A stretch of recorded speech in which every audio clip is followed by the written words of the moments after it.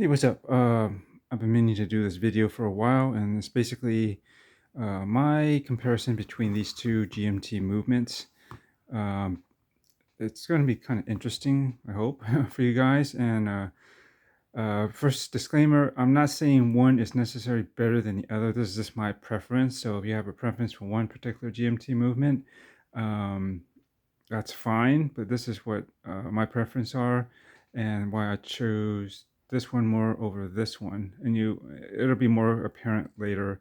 But I think for under $1,000 with a Swiss ETA 2893-2 or equivalent type of GMT automatic movement, I think this is probably my favorite and my choice over just about anything else I can think of right now. I know Seiko just put out their new, Seiko 5 Sports, the SKX, 5KX looking watch with the new GMT movement with the, what is it, the 4R34, which operates basically like a 2893-2 in terms of it's not a, I'm going to get this out of the way, it's not a true GMT, but I'm not going to use that term because uh, they're all GMTs. It's true. They are true GMTs. They're just, I think the distinction is, better distinctions is when you say travelers or office GMT. And those types of movements, such as what's in here, and vast majority of the uh, GMT movements, watches that are under $1,000 or so, including the new Seiko 5 one, operate like that. And what that means is that you don't have a, unlike a Rolex, Omega, Tudor, for example, where when you pull out the crown to the second position or the first position, what it does is you can jump the hour, right, forwards or backwards to a new local time zone. And you have a GMT hand, which is you probably set to your home time, and so yeah, that's basically this is not the best time to do this since it overlaps. And you know what? I'm gonna actually let's just get this through here because the date is about to change. Also, it's actually turning over midnight, so forget that. So let's just advance this so we can see what's going on here. I'm gonna go to about 9 a.m. or so.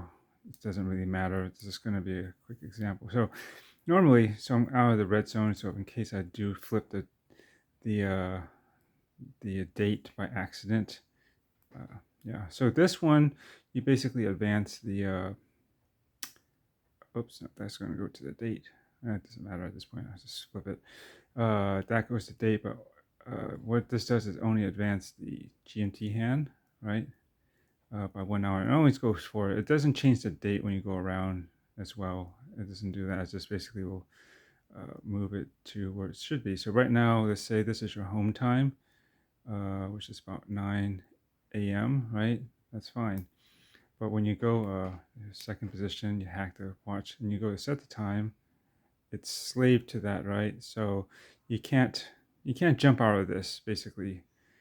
So, I mean, this is good as an office because that's basically implies that you basically gonna have this watch primarily. It would be best suited, I would say, that you stay at home or your office, or basically your home time zone.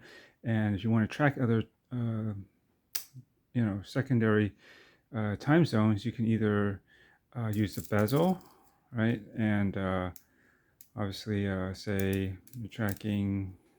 Or I'm going to go this way. I'm going to use this example. You're tracking like Hong Kong or Japan, I believe. And I'm in the west coast of the United States.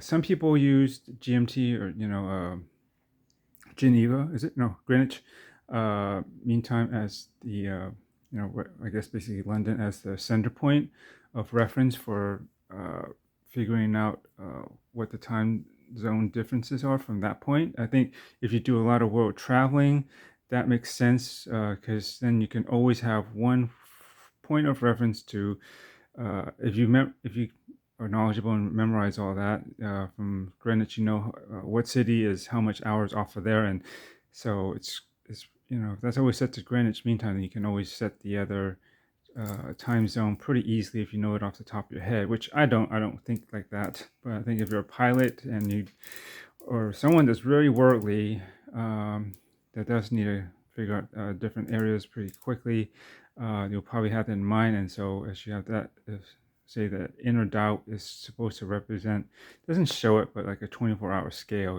because it is kind of running. It will basically mark it. You can't see the 24-hour scale inside here, but if you could, then you could. It'd be easier to track a second or third time zone depending on how you have this set up. I'm getting confused here, but I just want to explain like basically. So if I go off of home time. I think most people do. I don't know too many people think about uh, Greenwich as their point of reference. So I'm thinking from the West Coast in the United States, Pacific time, it's about 15 hours ahead in say Japan or Hong Kong. I'm thinking, and so you can do that, and you can. So then, with that in mind, this GMT hand. You can basically consider that a slave to this, and you can set that as your home time. And so off of this, you can read the Hong Kong time, which would be about right past 1 a.m. Right, this is 10 for us, obviously, using the main handset here, and that's going to be important distinction here on why I like this more. But to read your second time zone is here, and that's just fine. But I think when you want to use this as traveler's GMT, where you can't advance this, it becomes problematic, and that's why if you don't do a lot of traveling, it's no big deal. But if you do, or even if it is occasional, I think it's still better to have either a traveler's GMT, which generally costs more. But I know Seiko has a higher end one in the Presage line. Like I believe in at least it started off in their Sharp series of watches that have that nice textured dial, and I believe Hamilton and Mito from the Swatch Group also have a Traveler's GMT, but they are both at least pretty large at 43. And I recently found out that I believe Orient or Citizen, I believe Citizen also has one too, but it happens to be at least 43 millimeters or so too in case size. Although I think when they looked at the case back, I think there was a display case, or maybe they opened it up. It looks like the movement is smaller, so they should be able to fit in something smaller. I don't know, but all the affordable ones, usually those run at least 1,000, probably a little bit just above that. For the Trappist GMT, like from Swatch or Citizen or even Seiko, they're pretty much around 1,000 or just north of there. Yeah, I haven't seen them. Well, I don't like the Seiko one, the Presage, because the date window is actually a date disc. It's got this tiny wheel sub-dial, and I don't know. I don't like using that as a small date, and I think maybe it has a power reserve. I like having just a traditional window as a seeing your date. It's just easier than seeing a tiny wheel with the little numbers around that. Yeah. So, anyways, and I'm going to explain how this works. This is actually a also based off of a 2893-2. It's actually there. This is this model is the GL0412. I just got this. It's a Purist version of the Chief in this gunmetal or anthracite gray radiant dial blue. I had this watch basically before. Is the reference is GL0251, and that was acrylic crystal, 10 meters of water resistant only. But now recently they upgraded a lot of their airments, and now they have at least it's been up to 30 meters, and you can see here it's using sapphire, which I prefer. I could handle the acrylic, but there is maintenance on scratches with polywatch. If hopefully they're not too deep a gouge, this solves that. I will never have to really upkeep the crystal, and that 30 meters which is 3 times more than what they usually went for with this, and as well as the Airman #1 series. They also upgraded, but they used to be in those lower specs. Yeah, I think that gives me a better peace of mind to not worry about getting this wet, because I do wash my watches. But anyways, that's another matter. And I think it'll be fine just to get it wet as long as you're not doing deep diving or like doing some sort of power application of water towards the watch. It should be totally okay. Anyways, so this movement is basically a modified version of that SW330 or 2893-2, pick your picks, but I believe this is using the Sellita SW330. And so basically, instead of your traditional four-handed GMT, which you see a lot of people have, where you have this fourth GMT hand, this doesn't, you notice, this has an hour, minute, and running seconds, of course a date, but that's not really anything that we're going to get into today. And so how this works is that, in case you don't know why it's called Purist, this basically, back in the, I believe 1956 is when this came out, and it did beat the Rolex GMT Master to hit the commercial market for a GMT watch. It originally ran as a 24-hour dial, meaning the hour hand makes one complete revolution per day versus this, which is 12-hour based. The hour hand runs around twice, obviously, to do 24 hours. This is designed to run once, so it's always going to show you AM, PM, basically. This one, unless you're looking at the GMT hand, if it's set to the main hour hand, you may not know if it's actually AM or PM, at least where the watch is concerned. So I prefer this. It's the original design, and also I'll show you why this, I think, works better for me if I'm going to be traveling. I like using, for my home time, even the new local time, I like using the main hour hand as something that's easy to see, and it's just that this makes more sense to me than for this. If you're going to try to track a second time zone, I'll show you. It's not going to be so straightforward to set this to a new local time, right? Because otherwise, if we go to, okay, first let's go into it. For example, all right, we're going to talk about this, and then you'll see why it's kind of fitly to set it as a traveler's GMT. It can be done, but it's not as intuitive as one that does a jump hour. So, say for instance, I just from Pacific coast on Pacific time in the United States, and I just flew over to Hong Kong. Whatever, right? I land. It's 10 something a.m. in my local time. Now, if I set the bezel, this is a quick way to do it, obviously, or you can advance the right, or you can do this, set the bezel, and then you can look for the GMT hand. This is in red. Some watches may not have it as obvious because they might have blacked out that stem, so you don't see that red running right out too. You just see maybe a red at the end, perhaps, or a little bit more, like maybe partially painted. Depends, but basically you're looking for something other that's basically smaller than what your main hour hand is, right? It's to tell time. So this will tell you it's around 1 a.m. plus 10 or 12 minutes, right? Or if you don't want to do it off of there, you can also do this. Is you unlock the crown, put it there, and then you just you set this. Well, you would do the calculations in your head. It's probably quicker to do the bezel, but it's 15 hours ahead. So basically, this is 10 a.m. Then this would be 12 hours. Would be 10 p.m. plus 3 should make it 15. 1, 2, 3. So yeah, 1 a.m. Right. So you advance the this ahead to basically. Right, this is 1 a.m. So you can do that. So the thing is, once you're you say you're in Hong Kong, right? This hour hand is still set to your home time, which maybe you might not find a big deal. But then if you want to, I don't know. I believe that wherever you're at present should be represented on the main hour hand. It's just this more intuitive. It just makes more sense to me. It's easier to read where in the now. It's okay. If I read that, I know where I'm at.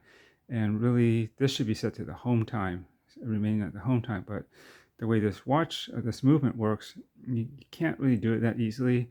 So the quick way to just set the new local time zone is to either use the GMT hand, just I did here, or previously with the bezel. either or.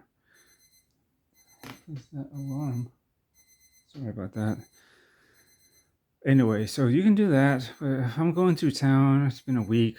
I'm going to be there for a week, and I have to look at the time. I rely on this to tell me the time. It just feels, I don't know, it's just kind of in the background. I would really prefer to have that as my main, the main hour hand as my new local time zone. And so you can do that, but what you have to do is, so I'm going to advance this back to where it was, the local time. My home time, rather, is 10 a.m., right? I'm still in Hong Kong. I just landed, right? So it's 15 hours ahead. So if I want to get this hour hand to be the new local time zone, or if it's the 26th, then if they're 16 hours or 15 hours ahead, that means it's going to end up being the next day, right? So you're going to have to, what you have to do is you're going to, first, if your movement was accurate and it was in sync, now you got to, let me zoom up into this a little bit. I feel like it's a little bit further. Now you got to wait, all right? So it's not so straightforward. You just kind of have to wait till, I would think, you want to hack this movement, right? So let's see, where am I? First position, so I'm ready to hack it. And right there. Then I have to advance it 15 hours, right? And so,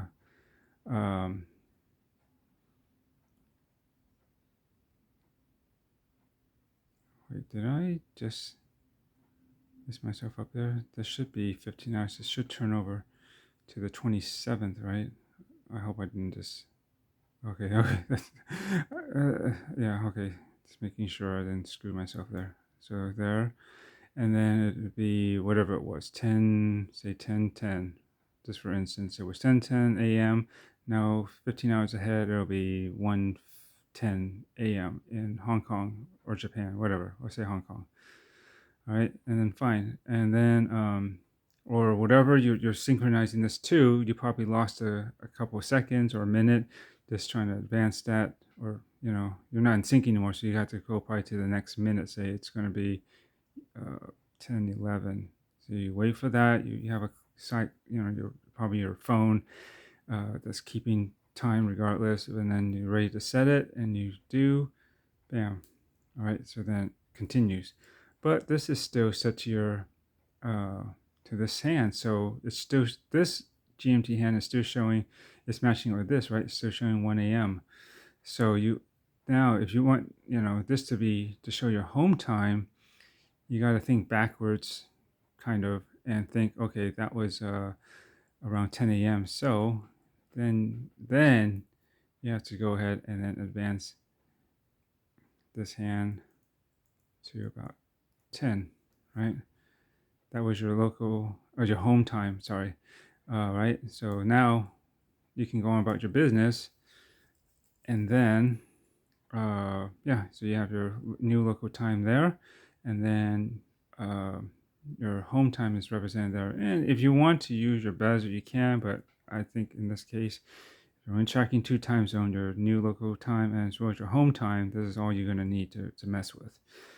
Okay, so you can see that wasn't such a straightforward step as just if I could just pull and advance the hour hand till it's the main hour hand till it's in the new local time zone. And then because when you do that, when you're allowed to do that with those watches that can do that, the movement doesn't hack. This running second keeps going, so you don't lose a beat.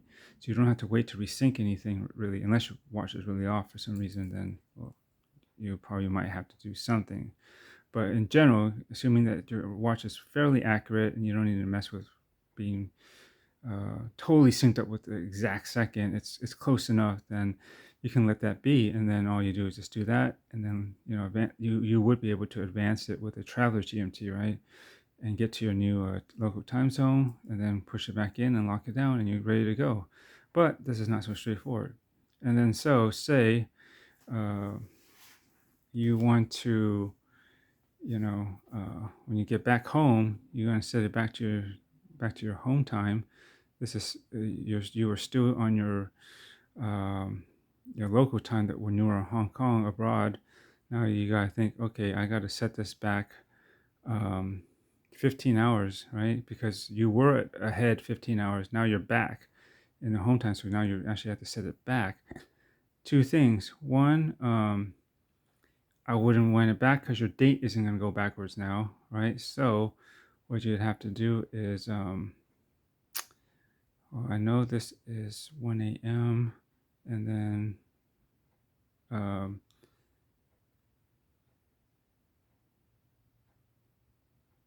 yeah, that's right. And before it was 10 a.m. over in there. 10 a.m. plus 15, that makes it 10 p.m. That's why it's 1 a.m. That makes sense. So before, whatever, if I'm back home, because I don't want to fiddle with the time, it's an easy conversion in my head right now because I still have it fresh. Say I landed back in my home time, my hometown, right, time. And so, but this is still set to the local time back in Hong Kong.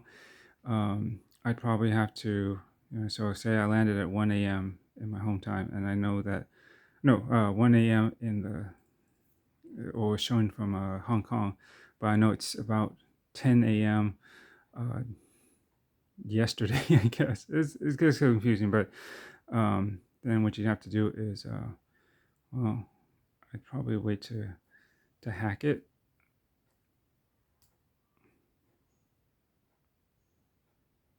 All right, so you gotta wait, probably.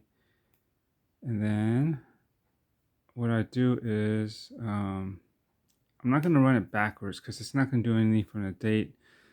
And as a general rule, I prefer to run my hands forward if I'm going to do any kind of time change versus going the other. I don't know. It's just my OCD. So I know it's going to be about, where was it, 10, 12, whatever. So I'm going to advance it to, because that was 1 a.m. So that would be 10 a.m. Here or so, right? Whatever it was, fine. And then you got to wait for that to get back into sync. Right, whatever you're timing it with to match up, and then when it is, of course, you unhack it and let it run. So now it's synced up again with you're back to your home time. But this is not set correct. This is set to well, this was your home time when you were in Hong Kong, but now that you're not, it doesn't make sense right now for this to be here because this is showing what it would be in Hong Kong now.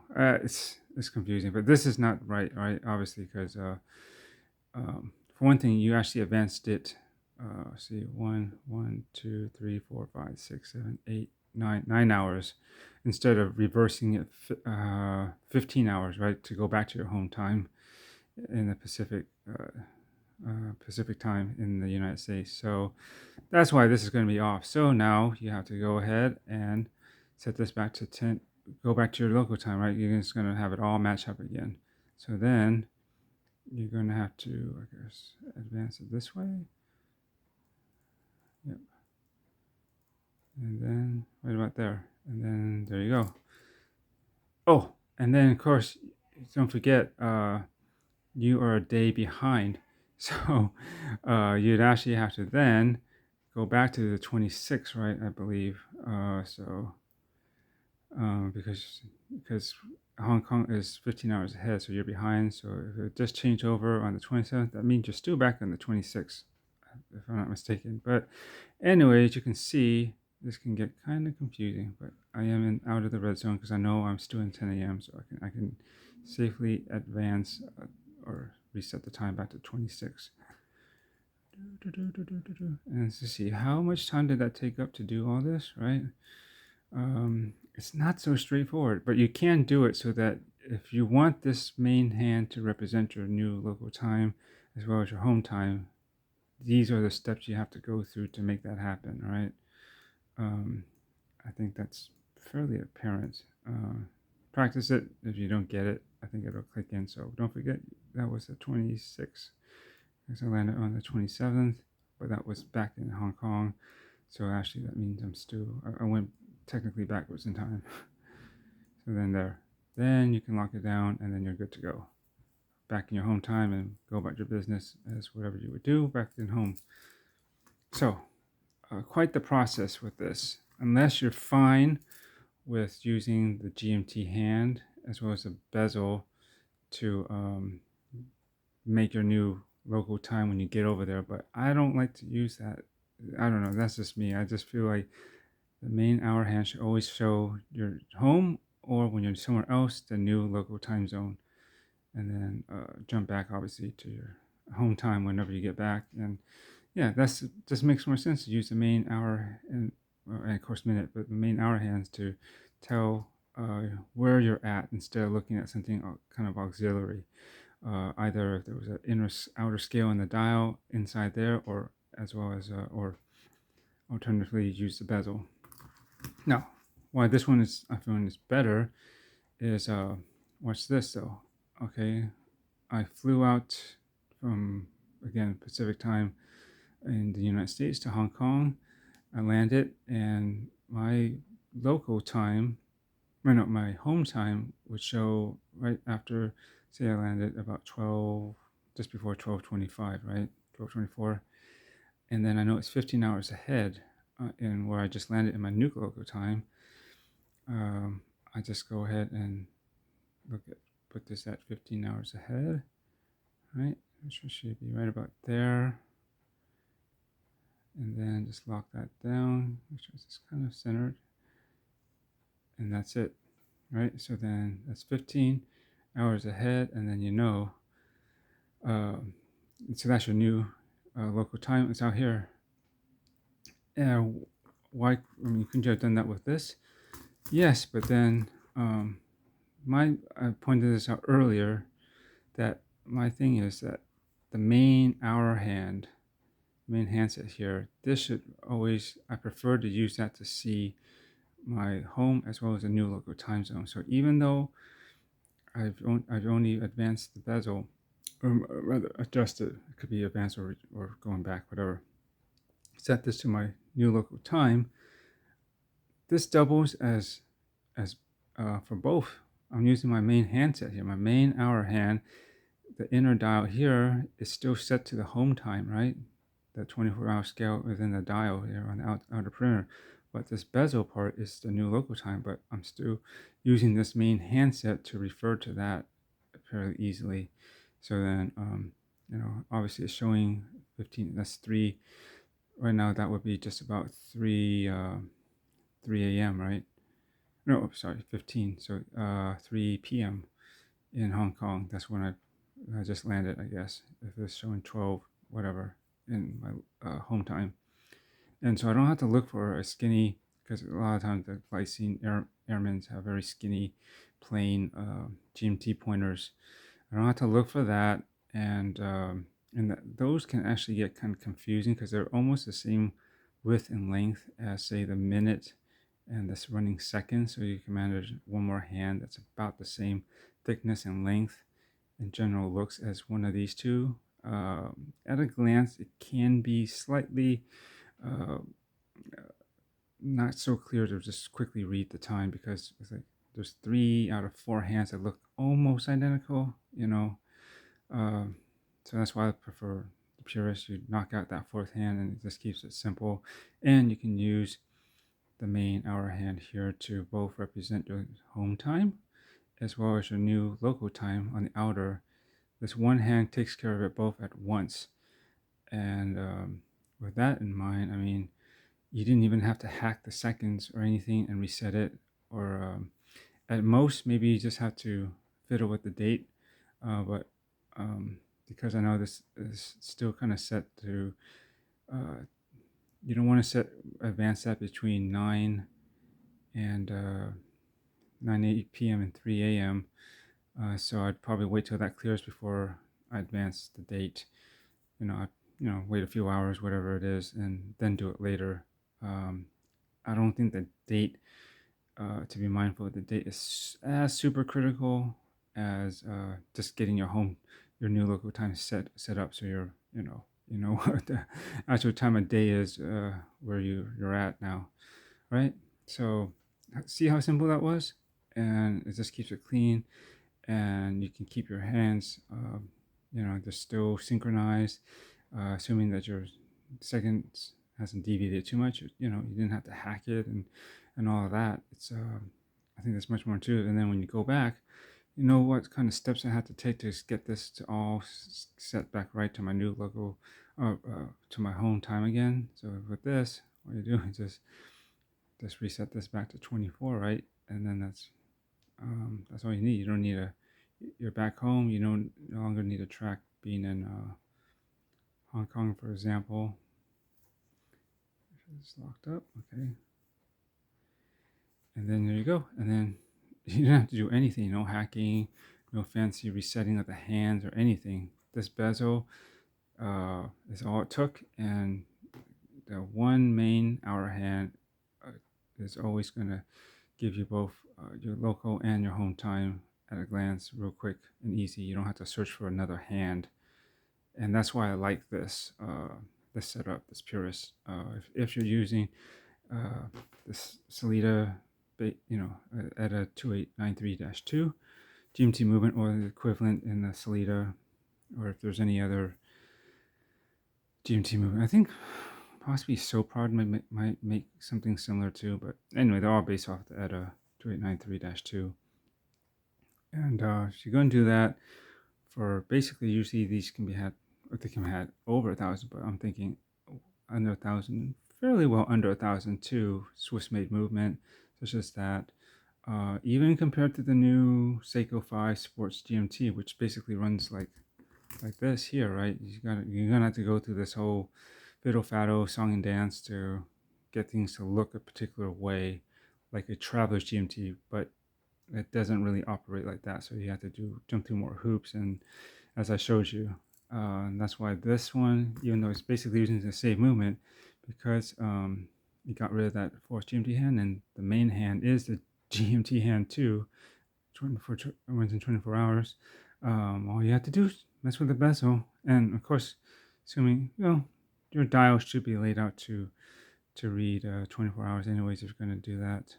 And that's what's cool about Glycine. They're one of the very few that do this kind of movement and this kind of way of reading time on the watch. The only other one I can think of off the top of my head right now is, I think there was a vintage model, but they just re-released a Cosmonaut for the Breitling Navitimer, which has a 24-hour scale for their, the famous Navitimer chronograph, aviation chronograph, GMT watch. Well, actually, yeah, I guess it is a GMT watch, because it is actually using a 24-hour scale, although I don't believe it does have a GMT hand per se, like a fourth one. I think it's just running off a 24-hour scale like this. But anyways, am I babbled long enough? I hope I know that was a long explanation, but if I tried to describe it in writing or just by verbal, at least trying to explain it, it would be too abstract, I think, to really grasp that concept, unless you're very aware of how both of these operate and all the details and nuances about about the watches. So that's why I try to show this in this video. Now again, I'm not saying one is truly better than the other. If you prefer this look with the forced GMT hand, and of course if you want to track a third time zone, you have that possibility with this movement still, versus this. You basically have just these two, right? The dial is 24, and then whatever you set the secondary, the bezel too, that's it too. But personally, I don't rarely, if ever, have to track more than 2 time zones, and even then, I rarely don't have much business outside of the United States, anyways, for me to need to know what another time zone is in another country, or even like say the East Coast, 3 hours difference. Yeah, I just like the look of a GMT. That's why I got them, but there is some significance to this type of watch also in watchmaking and everything. And I don't know, it's just a cool looking design, and there's a lot of things people buy that's mostly for looks and maybe for idea and concept, but they may not necessarily have a whole lot of practical use for that, say, particular design or complication or set of complications. But if I did, need to use it, I think this one makes the most sense in terms of uh, very low, easy to figure out the new time without fiddle faddling with all the what I had to do with this guy, right? Um, I mean, you can think of a better way. Feel free to try to let me know. I'm sure it's going to be confusing to even write that all out. But I think I made pretty clear how much simpler and easier this kind of is to read and just get going from home to local back to home versus an office GMT, which a lot of the watches these days are primarily operating like such as this one. Um, but still a great movement and everything. It's just again much more complicated to do versus the way this is designed. So hope that was informative and uh, maybe encourage you to maybe give a Purist watch such as this a try instead of your typical GMT. I also find it refreshing to have a movement that's not your typical 12-hour format. It's just your relationship with you know referencing time via the minute and hand angles on the dial of the face is fairly different than how you would this, right?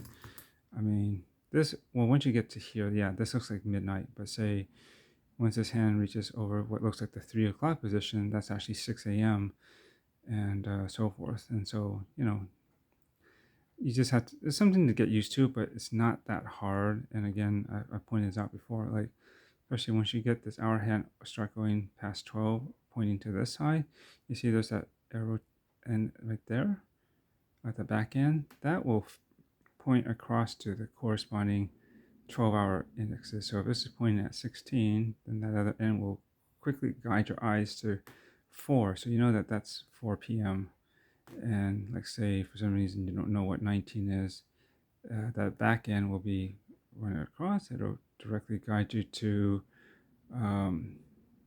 9 o'clock and so forth. So I don't know. I think it's something different, maybe even kind of fun just to be able to tell time and reference the time visually in a different way than you normally would for like probably at least 95-98% of the watches that you have ever dealt with. Anyways, that's it. Thanks for watching, and I've done a review on the older version of this a while back, the GL0251, but I may just do a new one later with this reference GL0412, which has a sapphire and 30 millimeters water resistance. That's basically it, but couldn't hurt for someone to see one and perhaps even know why there's a difference between this and that old reference, and maybe even the one that I had in between those two, which was the GL0330, I think, which I did have the GMT version because I didn't know that I was waiting. This didn't come out, but then I bought that one and then I sold it after a while. I figured, you know what, that's not what I was looking for. I wanted this, and just when I sold that, this actually got released and announced. I said yes, but then it's like, oh, I thought I was gonna just clear that off and whatever. But then since they brought it back in upgraded form, I said, okay, I gotta quash this one once and for all, because I've been through several Airmans and to look for the right one, and I always felt that this was the best one that out of the ones I've ever had. Next to Airman 18, I do like those a lot, but I do like this one a little bit more, even though it's somewhat less capable than the 18. But maybe I'll get into that in another video sometime later. Thanks for watching, and I'll catch you in the next.